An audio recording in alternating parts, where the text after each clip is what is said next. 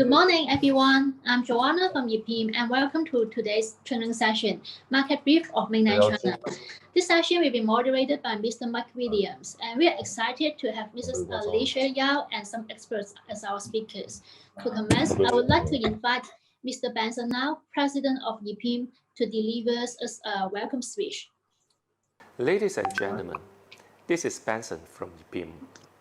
Thank you so much for joining us here today to explore the MICE market in the mainland China.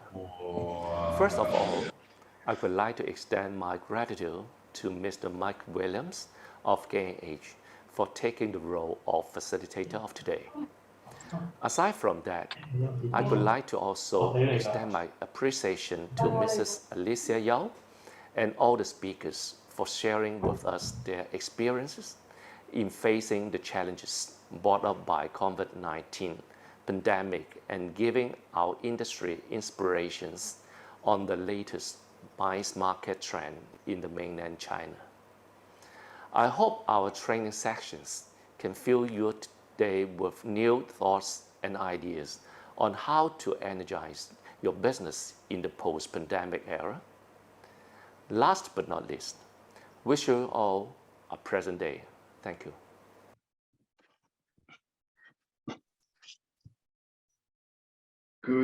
Good morning, everybody. Thank you for joining us today for the topic of a market brief for Mainland China. I'd like to welcome all the participants. I understand we have a number of participants from the universities as well, so welcome to this session. We have a really good lineup of panelists today I'd like to introduce to you today to talk about what's going on in the Chinese mainland market. So I'd like to introduce our group of panelists today. Alicia Yao, who's the General Manager of IME Consulting Beijing. We have Mr. Chu Ye, who's the Purchasing Manager of Asia Pacific for an internationally renowned sports car manufacturing company. We have Mr. Gao Fu, who's the Executive Vice President of China Council for the Promotion of Nationalities Trade. And we have Angeline, who's a Corporate Incentive Manager and Rewards Manager in the President's Office for a major direct sell company in China. So welcome to our panelists. There will be an opportunity for everybody to ask questions. There will be an opportunity for everybody to ask questions using the chat box at the bottom of your screen. So please post your questions and we'll direct them to the panel at the end of the session. Are there any? Okay, we'll kick off now with the panel questions. And our first question to the panel today is to talk about what the current status of the MICE market is in mainland China, which includes both the association, corporate and incentive markets. What is the current status and how is COVID impacting on the current events taking place in China? And are the events domestic only? So maybe we can direct that first question to Angelina. Hi, thank you. The MICE market in mainland China is deeply affected by the pandemic. Since 2020, our MICE destination can only be limited to China. And the incentive meeting, is of vital importance to direct selling companies. So the travel groups go ahead as long as the pandemic prevention requirements allow. Right, thanks. Chu, have you got any comments from your side? Well, actually, the situation is here. So for our company, a lot of events, MICE events has been canceled or postponed. And then we transfer a lot of budget into the digital marketing. So we only do very a few, events now. Are you doing like online events? Online events such as, we do the webinars, to replace the previous, not so important meetings. And then we spend a lot of budget in the digital marketing in terms of the, the promotions. Oh, right, okay. And Mr. Gao, for the association sector, what's happening with associations? Are they still running meetings and what format are they taking at the moment? Yes, I'm from China Council for the Promotion of National Trade. 2019, before COVID-19,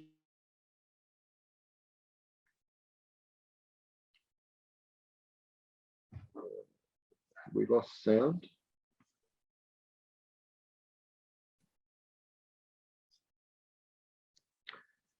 Okay now? Yes. Okay? It's okay now, yes. Yes.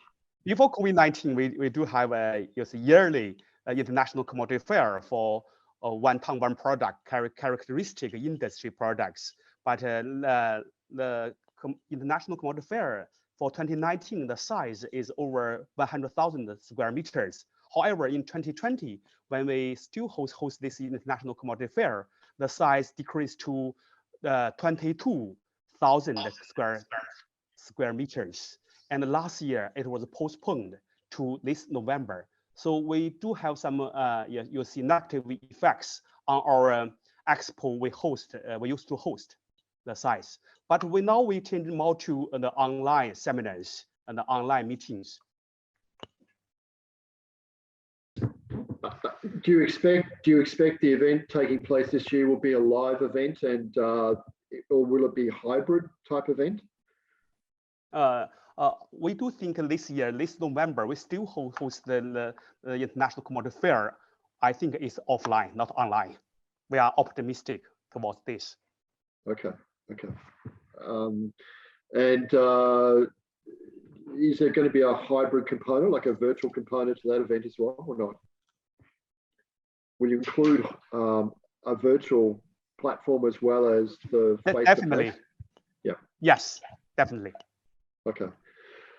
And can I ask you, Mr. Gao, what changes have taken place in the way you organise your meetings and events? So, for example, do you have shorter planning times? Are they smaller groups? What are the major challenges you're facing in organising these events at the moment?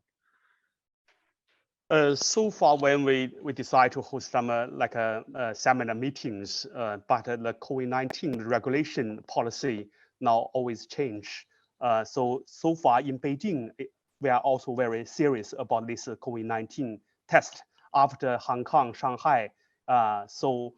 This is our most concern about if we host events or meetings or the bigger expo. So it depends on the destination, the MICE destination, yes, the policy towards COVID-19 and the circumstances.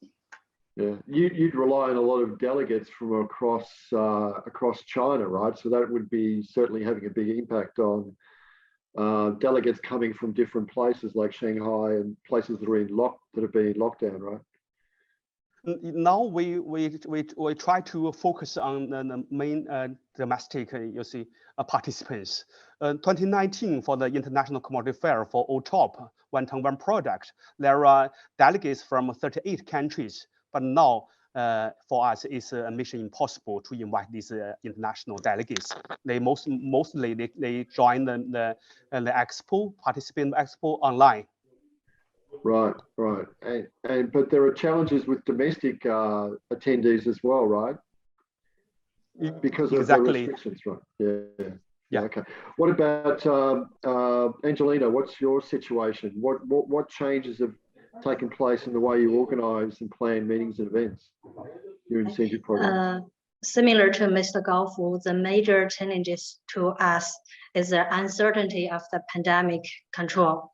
And there are many changes in the way of planning and organizing. For example, last year, I have only 25 days for preparation from the decision to departure. For VIP group of 200 people, it's very challenging for us. And also, out of the epidemic control regulation, for example, the social distance and the limit for the meeting packs. So we have to divide our delegates into more waves so that we can hold the meeting and the gala dinner. That's to say, we have to extend our operation cycle, and also the manpower budget is going up. What about the cost of doing business has gone up, right? Is the cost of running these events gone up? Yes. And what's that? Where is that cost? Is it technology? Is it venues, or is it technology, venue, gala dinner, and also some for the epidemic control, some regulations we have to deal with them. Right, right. And the destinations you're choosing have to have the right protocols in place. 他一讲开个啥，我已经知道他了。你看我多有默契。Sorry. I was just saying that you have to also check each destination to make sure they have the right health and safety procedures in place according to regulations, right? Yeah. And so we have to change. The plan B is always on the way. We have to change it from destination to A to B and then back to A because of the regulations is different every month. Yeah. And what about the delegates? Because again, you get delegates from all over China. Yeah, they come from all over China. So that's going to vary according to which cities are in lockdown. Some cities have been locked down because of COVID and some haven't been. So that would be impacting on your numbers and your logistics, right? Yeah. We have a rule in our company. That's to say if the person affected by the pandemic is less than 30%, we can organize the group as planned. But if it is more than 30%, we have to cancel or postpone it to another month. Okay, and you've got to make those decisions fairly in a short time frame because your planning cycle is much shorter, right? Yeah. So is it difficult dealing with hotels and venues with contracts and negotiating contracts because of short lead times and cancellations and postponements? Yes, because you never know when the pandemic will come again. Like next. Yeah. Are you finding the hotels and venues fairly flexible in dealing with your business? Most hotels are flexible, and also the travel agency help us a lot. Right. Okay. Great. Great. What about Chu? What's your situation with your group? Well, actually, we kind of face the same challenge. So we have to closely watch on the COVID status. We always make backup plan, and we are always prepared for the urgent adjustment, due to the pandemic risk and also the government control. So a typical way, for us to handle it is that we change the format of the event. Previously we do a lot of, big national events, but now we don't do it. We just change it into, series of small groups and in different cities. In this way, we kind of, reduce the risks. And then we avoid, all the participants, to, gathering in, in the one place, but they only need to go to the regions where they belong to. Yeah, so this is the way we are doing it now. Yeah, so you will go to one city and attract delegates from that region or that city, right? Rather than actually bring in delegates from all around China. Is that how you're operating? Yes. So it's like, now the event is kind of in a series. So we have several events, okay? And it will last for many, many days. Right, right, okay. And how are you finding it dealing with hotels and venues and suppliers? Are they flexible? Are they adapting to the changes? Are they? Actually, so far so good because, now we always take this kind of cancellation, due COVID, reason cancellation into the force majeure. And then if there is some, government requirements, to cancel the meeting or postpone the meeting, the hotels or the venues, usually they will agree, to just, for the free of charge for the cancellation. Yeah. Right. Okay. That's very good. That's good news. Can you tell me a bit about when are you most likely going to start sending? Have you got any sense of when you're likely to send groups overseas to international destinations? So what kind of time frame do you see doing more events offshore outside of mainland China, including Macau, places like Macau? Well, because we are our headquarters is in Europe. So previously we have a lot of outbound groups in Europe, but now all the groups was cancelled. Outbound groups were cancelled. So and also as the situation goes on, because APAC countries and APAC cities, they usually do the better control on COVID. So I think next step we will focus on cities in APAC. Yeah. Right. Okay. Do you have a sense of when that might start occurring? Have you got any planning in mind of when you might be able to send groups overseas? I beg your pardon? What time frame are you looking at? 2022, the end of, or next year, or 2024? Actually, previously we were very optimistic because it seems that the COVID is in control, and then we heard some person in charge of the China tourism. They have the good news that China is probably going to open the gate at the end of this year. But I think after the Shanghai situation, and I think we need to do a rethinking. So perhaps we need to postpone it to early next year. Yeah, but still it depends on the COVID situation, the policy of the government, and also the COVID situation in all the destinations. Yeah. Yeah, great. Well, Alicia, what's your view on when do you think China will open up to international groups based on all the clients that you deal with? What's your thoughts, Alicia? In fact, with the success of the Beijing Winter Olympic Game on the COVID control, government feel very confident for incoming business, because for incoming travel, if it's under good control with COVID, there won't be any problem for outgoing, because for outgoing, when we send the groups out to the other country, we can only ask the local destination to offer the best, COVID protection. But coming back, when the group coming back from the destination, it will be similar kind of a control with the incoming groups. So if we can control it in a nice way, good way, and control it, that's why government started a control policy for them, dynamic clear.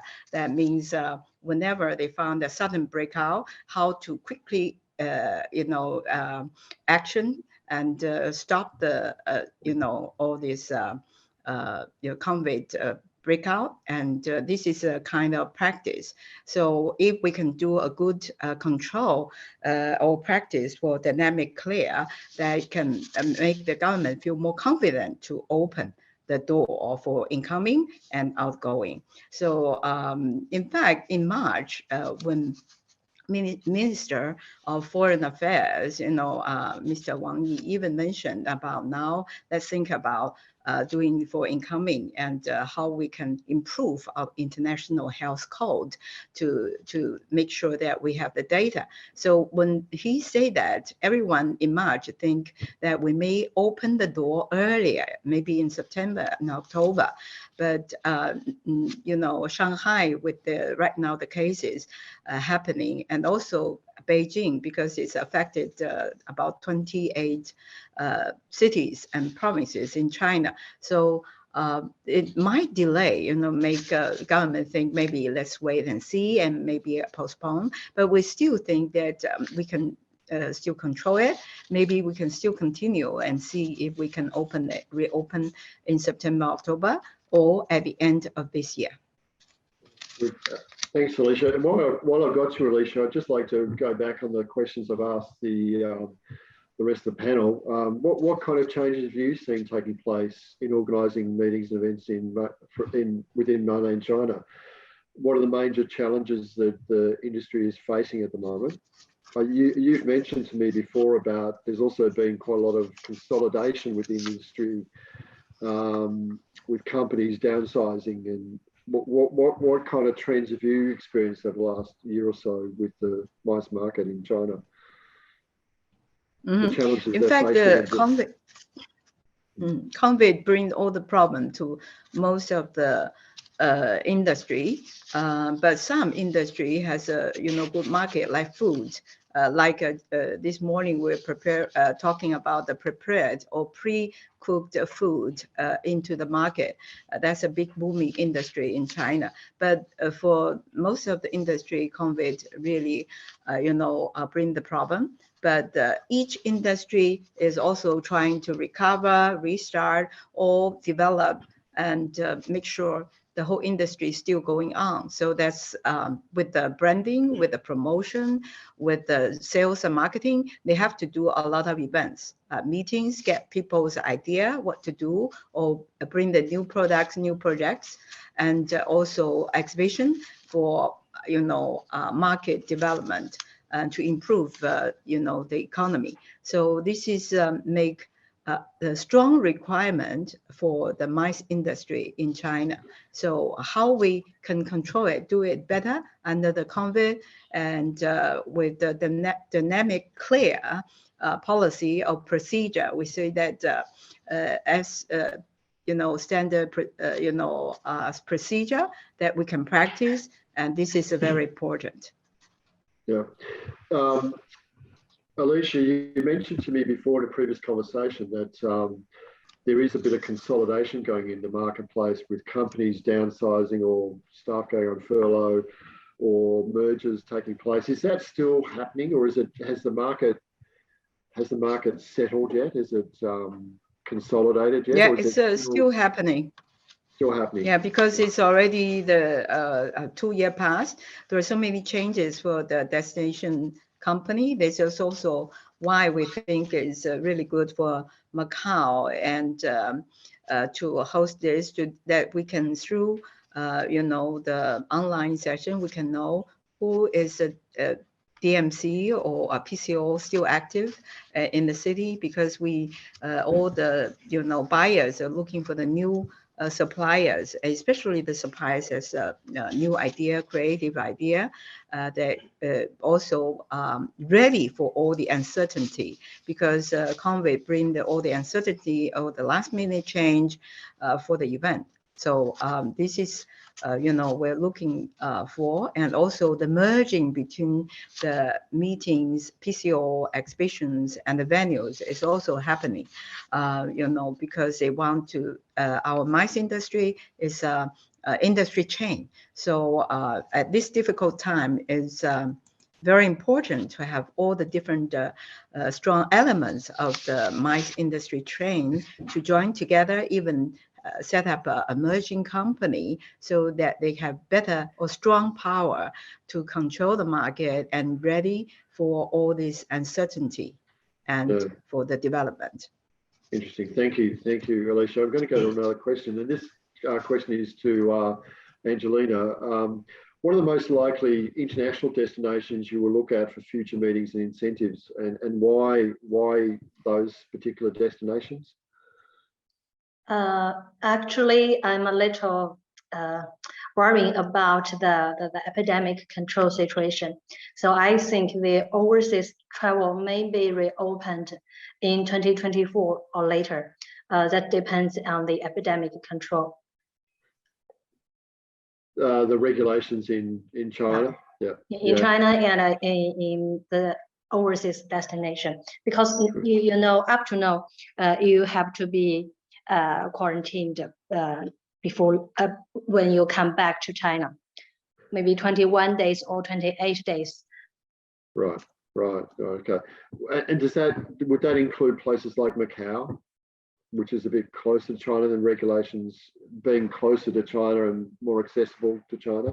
Would that include Macau? Would Macau be a destination that 2024 would destinations close to China or part of the Greater China be considered in the next couple of years? Actually, we have been to Macau in last year. That's about 6,000 packs in total, and we held a very big incentive meeting and a gala dinner for our delegates. Actually, I think up to now, as long as the epidemic control regulations in mainland China allows, Macau is also a very very good destination for the organizers in mainland China, because it no need to be quarantined, or and it is also very near to the cities in China. There are many direct flights from all over China. So Macau, actually I don't think Macau is a overseas destination, you know. Yeah, that's quite often the question is Macau seen as overseas because you have to get visas, or is it seen as a part of China? It is obviously an SAR part of China, but sometimes when you have to travel there, you've got to get visas and things organised. So it's always kind of on that border. Is it international or is it a domestic destination? Mr. Chu, what's your thoughts on travelling overseas for your groups? When do you think that may happen, and what destinations would be considered? Well, I think at the moment, the destinations we are, we will consider will be the APAC cities, or the APAC countries, and then take my personal experience. For example, last year actually I also have been to Macau, and I think the good thing is the procedure is quite simple. And then if you have the test results, because I'm traveling from Shanghai, right? So if you have the the nuclear acid test results, and then you can directly go into Macau. If you are with the pass, then you can directly go into Macau, and then when you come back to Shanghai, there is no quarantine required. So in this way, it will be very easy, for us to to organize the trips. So last year, a lot of us, just put our groups into Shanya, into the Xinjiang, to ask the replacement, of the MICE group. But I think if Macau can go on like this way, then definitely I think we were sending more groups to Macau, because for us, Macau is still a very interesting place. It has kind of the feeling of the kind of the international city, but it is one part of China. Yeah. Yeah. It's got the benefits of both. It's familiar, but it's also different. Yeah. And Mr. Gao, what's your thoughts? When do you think that you'll be doing considering international destinations, and what destinations would you think about for future events, Mr. Gao? Actually, Mike, last December, I was in Macau to attend the 22nd anniversary for Macau. I attend opening ceremony for Crunch and Munch of Macau. We discussed about this year's events and the meetings. So we have organized, we are very optimistic this September. We are going to have the delegation from Chengdu, Yangzhou, Huai'an, the three UNESCO City of Gastronomy to attend the events in Macau, because Macau has a very close relationship with contact with Cantonese Shunde. So they too asked me for help to organize these three cities. I also sent an oral invitation to UNESCO China Representative Office, the director, Professor Shabazz Han, to attend this September's meeting for the 5 cities of gastronomy in China. I think there are totally around 50. Yes, the whole world, we are 1/10. So we are going to invite Japan, South Korea, the other countries, the 5 city of gastronomy cities to join this meeting. We are going to form an alliance of a city of gastronomy. We are optimistic. Yes, the COVID-19 is under control. If it's not the scenario, we will invite the international cities that delegates to attend online. So this is for this year, this is September. And for next year, we are planning with Macau, ZAP, ZAPE, Industrial and Commercial Association, to host the expo for international food and food ingredients, because we think we take advantage of Macau's, the unique status to bring to, to host this expo, to invite the great ingredients from all over the world to come to China. So that's our plan. Excellent, thank you. And while I've got you, can you tell me what your thoughts are in, you've been to Macau, what's your thoughts on the advantages and strengths of Macau, and maybe give some comment also about areas where you think need to be maybe improved to make Macau more competitive and more attractive as a destination for your events? Yeah, Mike, I think last December I was in Macau for 2 days. I have a strong idea because Macau is the city of gastronomy. I think Macau, at least this time, the post-gaming, post-gambling era, they should take advantage of a creative industry, because the city of gastronomy was avoided by UNESCO. That's right, but it's creative city network. We try to make a strong linkage between food and the creative industry, culture creative industry. So this is so important, because prepared food, like herbal medical food, these so many things I think Macau can explore in this market. We make the presentation, the package more attractive for Chinese domestic mainland, okay, and the middle class, the affluent people, these families, they need the good presentation. We still have so many great food ingredients and materials, but we do not have the package. We do not have the perfect presentation. We should learn from Japan and the other countries, okay, to make it more attractive. So I think in this area, I think Macau should explore. As for the future meetings or MICE delegation, I think Macau should have subvention policy, like a mainland, okay, like a Haikou before. Alicia and myself, we are the twice Haikou meeting ambassador. So the subvention policy first, and the ambassador you see plan. The second, not only one piece of paper appointment, you are the MICE ambassador from Macau, and nothing happened. We should have a regular meeting, like a quarterly meeting in Macau and in mainland China. We should discuss further how to take advantage, because Macau get COVID-19 under control. Very good. Let's last December, when I went through the bridge, they said, "Fu, you cannot so far go to the Hong Kong." Okay, that's serious now for COVID-19. But Macau is quite safe. We should take this advantage to organize, yes, to help more people, to train more MICE industry people to understand Macau's advantage. Yeah, excellent, excellent. Thank you very much. That's very good. Can I go to Chu? Can you give your comments on what you consider the strengths and maybe the areas where Macau could improve its products and services for attracting groups from mainland China?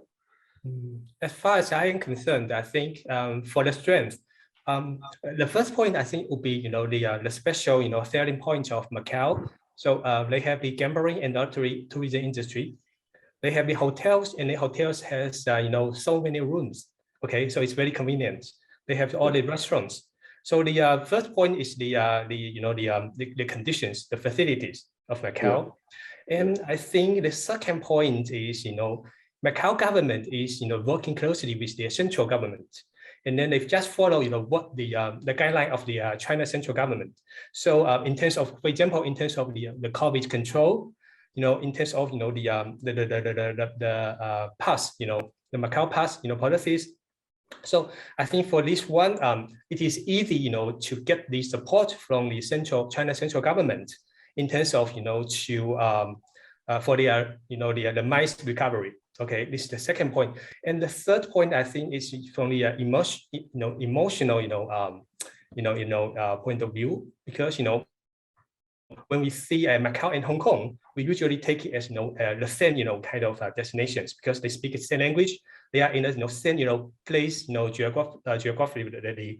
So but compared with Hong Kong, I think most of our the guests, our participants, MICE participants, we will recognize Macau more, because Macau is working closely with China mainland, and then the people there, I think is more friendly, and they have more kind of emotional, connections, with China mainland people. So this is, not only from, the MICE planner point of view when we are discussing business with the, the market, but also from, our guests when they travel in Macau, they found okay, it's okay, to speak Mandarin, and then it is okay, to get any kind of, aid and support, So it just, they just have kind of this feeling, okay, this is kind of a China city. Yeah, great. So I think these 3 points, I think, will make, the unique strengths of Macau.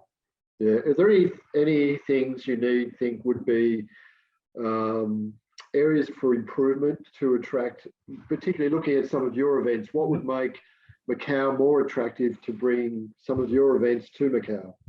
Okay, well, I think the weakness is, Macau is, small in terms of the space. Yeah. So I think it is, a challenge for Macau to develop, new and, special selling points. Take my, experience, for example, I worked in several companies, and each of my previous company, they have the trips to Macau, okay? So I think the important point is that, Macau needs to develop more and more unique experiences, the new items, new creative ideas, to, for us, so for meeting planners like us, we'd like to come back again and again, because the normal place of interest, we are very familiar with it. Even in our personal trips, we know, what place to go to. But when it comes to the MICE organization, we need to know what new ideas we can do, what kind of a special place, or the ways of doing events you can provide. And also, I think this will be the the question to the MICE representatives of Macau, like Excellent. Angelina, what's your views on the strengths and potential areas of improvement or for Macau based on your experience? Okay. Just like Mr. Gao and Qiu Ye said, actually, Macau has a lot of unique strengths and also some weakness. For the strengths, I think there are maybe 6 parts. The first one is no quarantine is required. Only nuclear test reports are required. And also the second one is a perfect meeting facilities and experience. For example, you have a very big arena which can accommodate at least 10,000 packs in the same time. And also the third one is a great shopping experience. For the Chinese guest, they pay a lot of attention to the shopping experience, especially for the ladies. And the fourth part is a great attention from the government to the MICE recovery. And also a very abundant transportation capacity and a relatively low cost to the organizer. Just like I said, there are many direct flights from all over China to Macau. And also they are relatively low to the organizer, because in our company, all the cost for the delegates are paid by our company, not by themselves. And the last one might be no language barrier. Everybody, sorry, everybody can say Mandarin in Macau. And so our guests, especially the elder person, they like Macau very much. But for the weakness, I think for the organizer, might be there are too little tourist attractions for us, and also there are very limited capacity. So it's a big challenge for the organizing and the operating for a large scale group, such like us in last year. But I don't know how to deal with this problem, because Macau is very small compared to many cities in domestic. Right. Yeah. So it's the activities, like offering a greater range of activities for large scale groups and having access to that. Yeah. Okay. Alicia, have you got any comments you'd like to add to what's already been said about Macau? Macau really has a lot of strong points for meeting incentive industry, like Angelina said, I quite agree with her, and I just want to put out some witness. I think like Chu Ye said just now, Mr. Chu said he always compare with Macau with Hong Kong quite nearby, or Hong Kong, even Singapore. When you think about international cities, and but to compare with Singapore or Hong Kong, Macau, it's a promotion, sales and marketing in mainland China is not as strong as Singapore and Hong Kong. For example, I, have a China Congress of Association and Chamber of Commerce, and all the participants of the executives of the associations who own and manage, like Mr. Gao, their own exhibition, meetings around China, even in a lot of running it around the world. So we're gathering once a year, and when we announce our meeting, Singapore, Hong Kong Convention Bureau immediately contact us and say, we want to be your partner. Let's do that. We want to sponsor you in some in some way, and then we also in return give them a special session on the destination, and they are not only the Convention Bureau, Tourism Bureau representative come, they also bring the airline, bring the embassy people, bring the hotel, the most of the big hotel, conference hotels represented together. So we do hybrid. Some people cannot come to, to our session face-to-face. They can be, on air, online, and then we still have the face-to-face. So, and we separate them into different groups, and also separate, Singapore representative into different group, and they can join the three groups discussion, so they know what kind of meeting they have, what kind of industry they need for their support. And the same with Hong Kong. They always meet with us and give us new information, what's going on right now in Hong Kong, what kind of job they've done. And they have more numbers of meeting ambassadors. And just now, Mr. Gao Fu also mentioned about the meeting ambassadors. That's a really, me and Gao Fu are meeting ambassadors for HICO, and of course we not only bring our meetings to the destination HICO, but we're also talking with the different people in our circle to promote this destination, and we also help them to design how to promote your destination by meetings, by events, and also by online media, like what we're doing now. So I think Macau need to do more on this, design more, because in China, we say if we want to business together, we have to, like a face-to-face or giving the face, but if you don't meet with each other online or offline, how can we know each other? Especially now with so many uncertainty, we need to really set up a much closer relationship between the buyers and sellers, so that we make the buyers especially feel confident to bring the groups to your destination. Thanks, Alicia.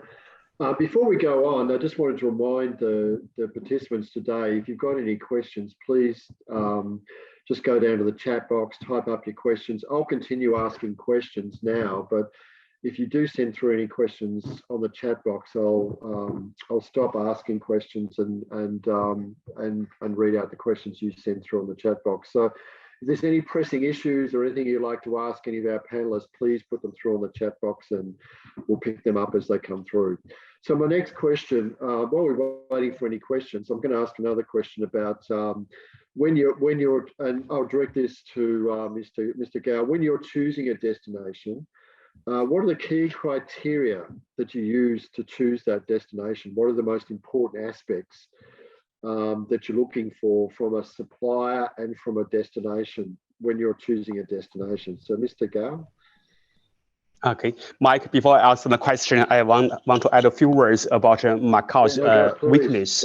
Last December, when I traveled to Macau, because I fly to Zhuhai first to have a meeting there, then I went through the custom between Zhuhai and Macau.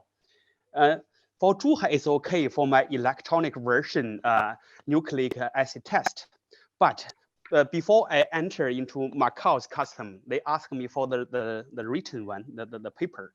I said I didn't prepare the paper. So they asked my driver to went back to Zhuhai to bring it out, and I stayed there for over 2 hours. I walk around. Wow. So I think we can sort out this problem by techniques. Okay, I have electronic version, it's real.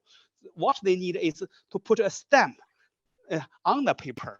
I think it's too old-fashioned. It's okay, the stamp, but their attitude is very good. Their attitude, they're very kind. So we do need you have the paper one. I said I didn't. Then okay, so maybe I could ask IPM if you could raise that with the immigration department and see if they can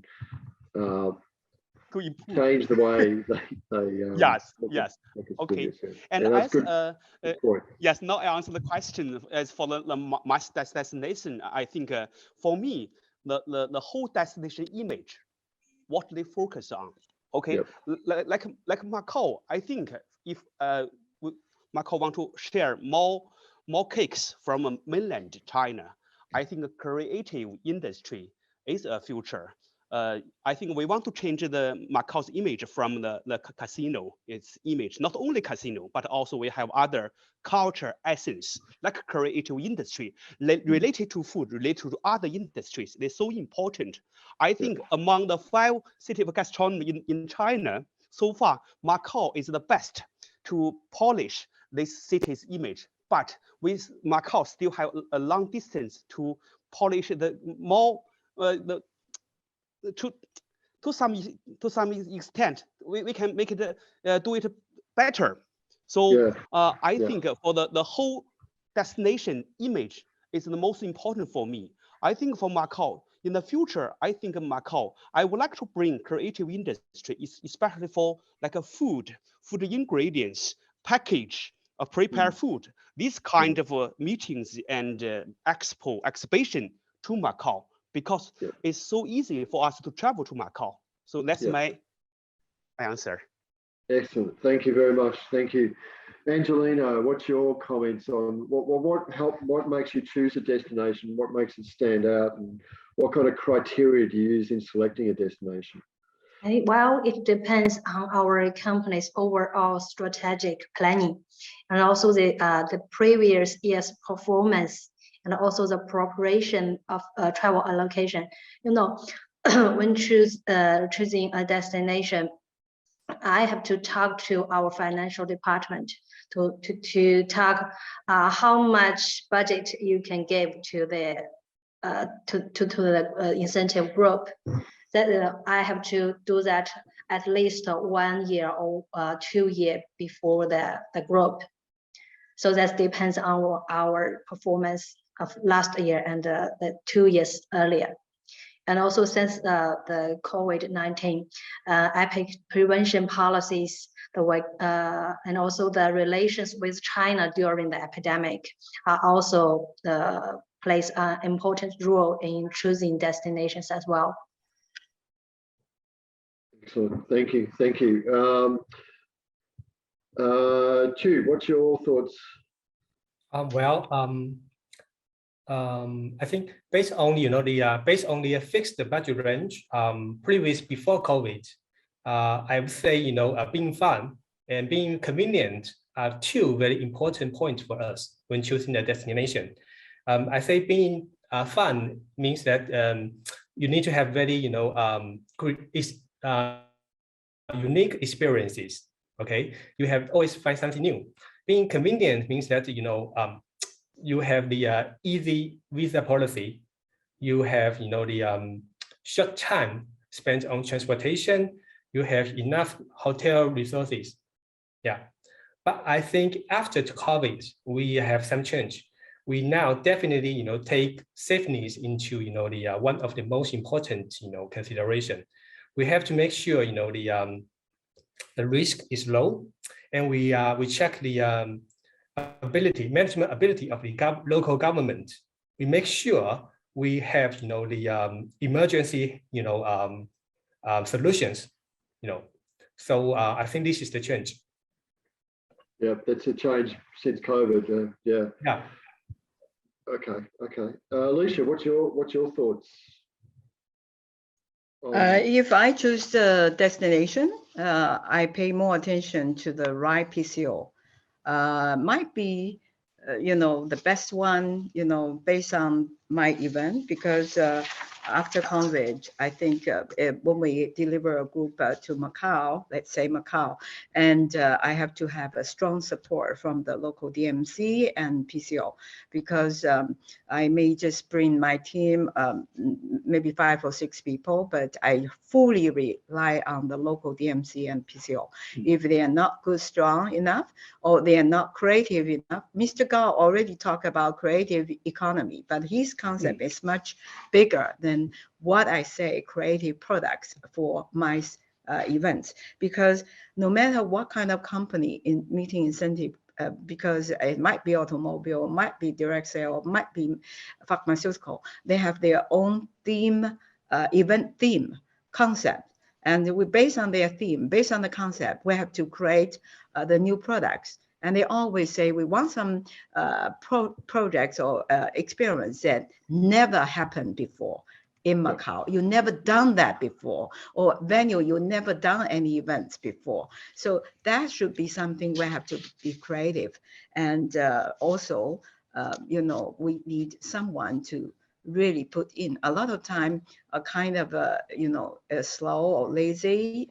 You just sell anything you can find out from the Google or online for sale is not. We have to, based on different company, different event theme, create the different,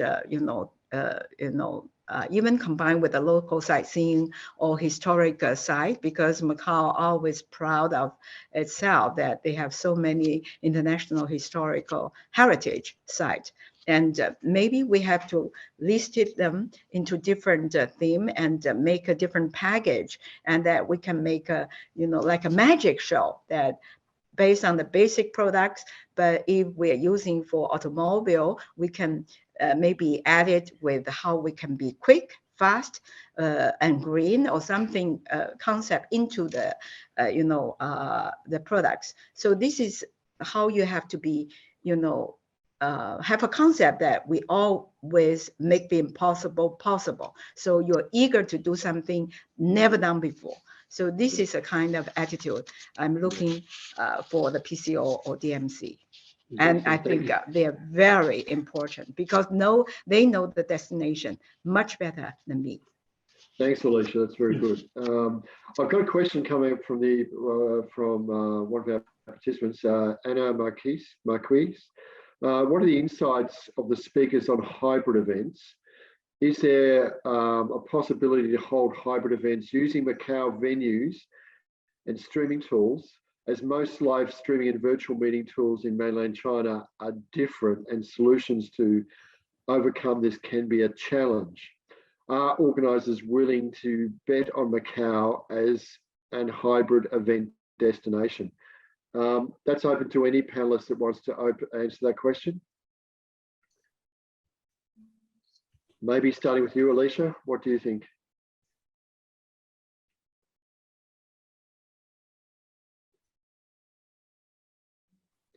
Alicia, you're on mute, sorry.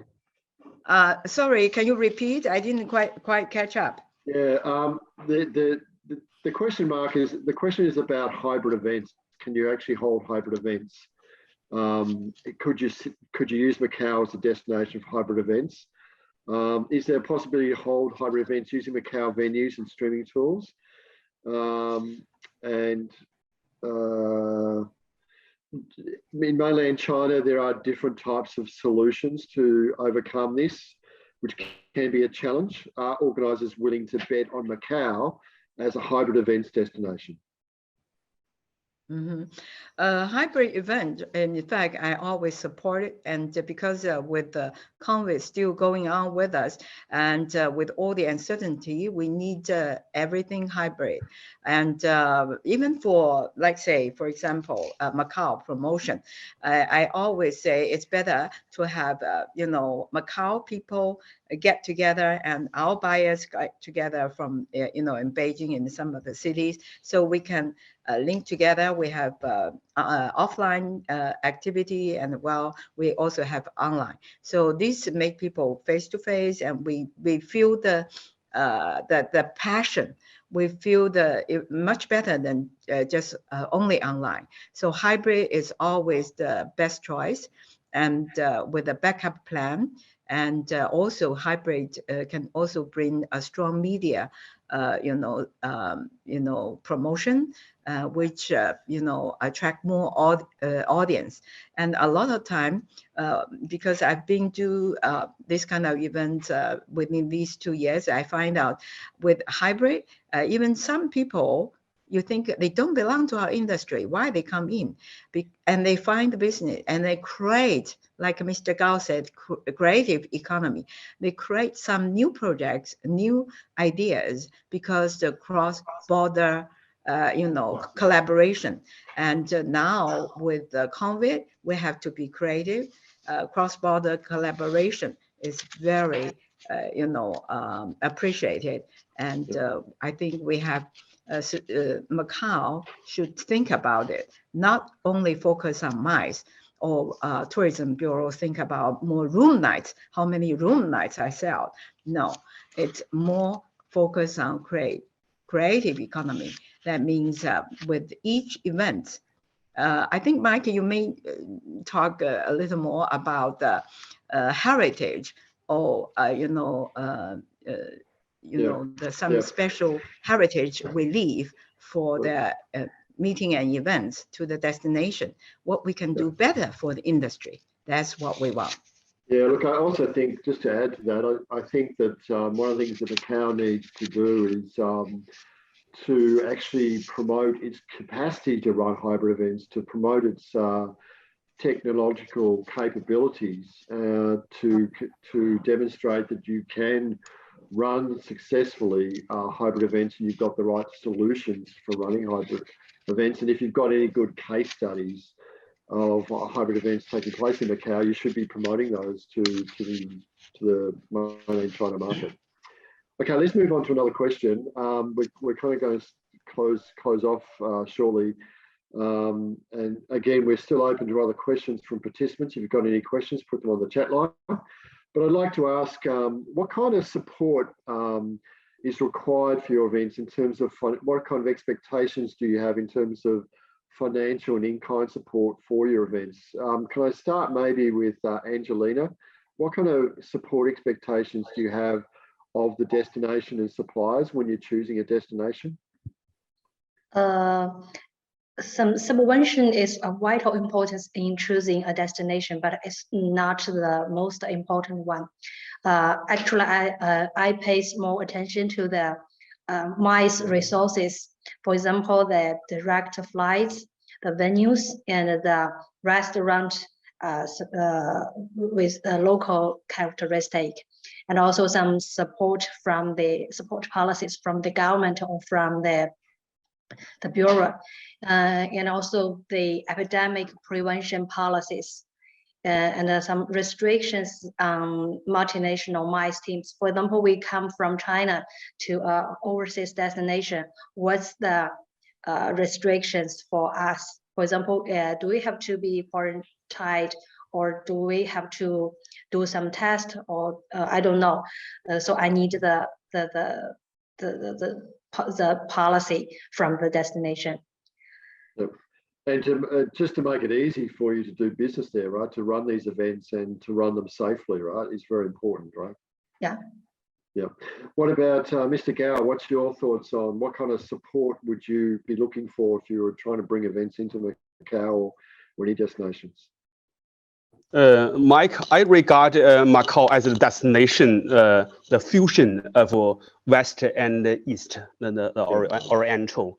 And as for the subvention policy, I think it is very important for some icon meeting and expo to be located in Macau. I think the first 3 years is so important. First 3 years. I'm the meeting ambassador for HICO. I think one problem for HICO, okay, is because some director who is in charge of the meeting policy, they rotate, they change. Okay, so the policy is not so steady.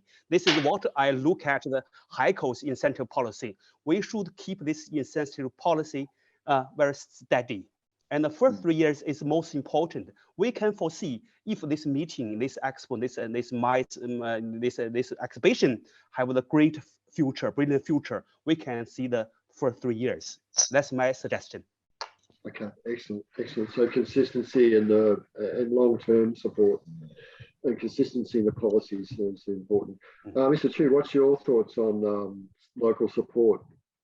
Well, regarding the subvention, I think it's very good because especially for purchasing, it's kind of a saving. So it's very good.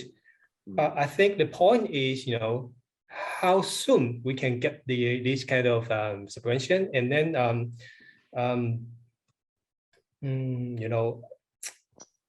how we can. Is there any possible way, a flexible way we can do it? For example, it's like when we are doing the event, then this subvention can be already used, to cover some of the costs. So as a event holder, we do not need to, spend the money on that one. So I think the point is, how we can, flexibly, getting this kind of subvention. Well, and then I think what we need, I think I'd like to bring a point regarding, the concern, from the COVID situation is kind of the budget. Because of the budget control, I think we need to prepare some extra, budget for, the procedures, COVID procedures, for example, the testing, the acid testing, and then also we need to buy some, facilities or kits, which meets the local standard. So for these ones, we actually do not know, all the details, until we are, on the event. So I don't know if, we can, I think the destination, they can cover this kind of costs into the package of the event. So we do not have to worry about this, extra costs. And also, I think, maybe, do some, sudden, COVID, escalation. The government, they will release some urgent requirements in terms of, the way of having food, the dining, the meeting room size. So we don't know if we have, extra, additional, we need to prepare additional budget or not. So it better let, the MICE, the suppliers, they can also, the hotels, for example, they can have this kind of flexible, ways, to add into the quotation, and even they can cover the additional cost. For us, when we are preparing for the budget, we will feel more, confirmed, more relaxed. Yeah. Yeah, Angelina, you would have similar sort of challenges too, because the cost of putting in extra health and safety measures and extra space because of social distancing, are those things that you need support? Those areas you need support in as well? Angelina? Sorry? Yeah, no, I was just saying that you would have similar concerns about the extra cost of running events with health and safety, COVID equipment and testing, extra cost of technology, extra cost of venue hire. Are they all concerns for you where you need support in some way from destinations or not? Yeah, we pay a lot of attention to that. But as to Macau, I think Macau has done an excellent job in that aspect. For last year, we held a big group to Macau. I think they have done a great job. Great. Well, that's a really good way to finish the conversation, unless there's any more questions from anybody. I was going to ask, I mean, just of the panel, if you've got any examples of who are the competitors for Macau, and why are they, what makes them strong as competitors? What kind of destinations would you see compete for business from Macau? Angelina, what would you consider the major competitors Macau, and why? And why are they competitors? That's a little difficult for me because, to answer your question, in short stage, I think the major competition might be the domestic destinations in mainland China. For example, just like I said, Sanya, Haikou, Xi'an, Guilin, etc. Because in mainland China, an ID card is enough for everywhere. No entry, no visa, and no permission. And also, especially for the Hainan province, after Hainan became a free trade zone, the shopping attraction has been greatly improved, which is very popular in MICE organizer. Right, excellent. Okay, Mr. Gao, who would you consider to be Macau's biggest competitors for attracting your business? I regard Macau in the future is the world-class MICE destination. So far, I think for the competitor is Asian like Singapore, like Hong Kong, and the other cities. But in the long term, I think Macau and the competitor is the world-class like Europe and American, some MICE cities destination. So I hope Macau will get better and better. Yep, great. And Mr. Chu, what do you think the major competitors for your business are? Well, currently in our company, we just separate the groups into two types. One is domestic groups, and the other one is outbound groups. So we still regard Macau as the international destinations because we need pass to go to Macau. And then, only Macau has the gambling, the entertainment. So for this point, we still regard Macau as the international one. So for us, I think, it will compete with Hong Kong, Singapore, especially for Singapore, because I think Singapore is quite similar with the status of Macau. Yeah. It's actually interesting. There's two different viewpoints as Macau's competing at both a domestic level, as Angelina mentioned, but also at an international level with Singapore and Hong Kong. So it's got to look at how it positions itself against those destinations, both domestic destinations and international destinations. Look, I think that's the end of all the questions I've got today. But if anybody from any of the participants today have got any further questions, please type them up quickly because we're about to close the session. But I'd like to particularly thank our panelists. We've had a really good group of panelists today with a lot of insights into what's going on in mainland China. If you do have any further questions after this session that you'd like to send through to IPM, please do, and we will send those to the panelists and get them to answer those questions if you'd like to ask individual questions. But on behalf of IPM, on behalf of Gaining Edge, we'd like to thank our 4 panelists who have done an excellent job. We really appreciate your time for participating in this session and sharing your knowledge with us today. And I'd just like to remind the audience too, the participants, there are a number of new training sessions coming up in both June, July and September. And we'll send you out details in there. We'll be providing you further market briefings on other destinations within the Asia Pacific region, along with some other topics relating to technology. Thank you very much, and we'll see you again soon. And I wish you all the best the rest of 22 in recovering the business, and hopefully a good year for seeing more MICE business coming to Macau. Thank you very much, and see you again soon. Thank you all. Thank you. Thank you.